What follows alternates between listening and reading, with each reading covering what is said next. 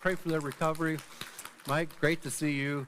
Good to see him walking in. I called him yesterday. He said, I'm not using the cane anymore. I'm doing all right, getting around. So well done. Let's go to our Bibles and Matthew chapter 22. Matthew 22. Next week, we'll begin a series of messages about Christmas and the prophecies of Christmas. That's something we can look forward to.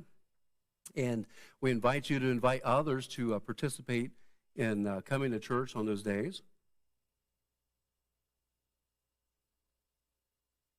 Here we are in Matthew 22.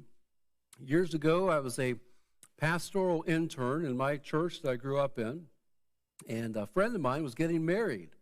And I was a pastoral intern, so I came to the rehearsal, and I was there to learn how to conduct a rehearsal. I learned some good tips and things about, how to keep everybody on target, because sometimes at wedding rehearsals, everybody has their idea of how to do something. So I learned something that day. The pastor said, you could say something like this, that's a great idea, and you can do that in your wedding, and that kind of helps solve some of the great ideas that you have.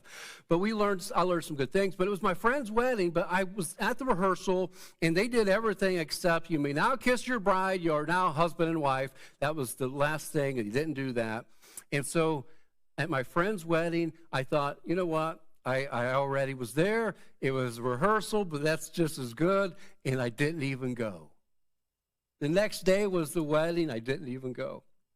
I had a wedding invitation. I must have had something better to do. I probably got my fishing boat out and went fishing or something. I have no idea, but I didn't go. But I had the invitation. I had the invitation. So we have an invitation in this passage that we're about to read. This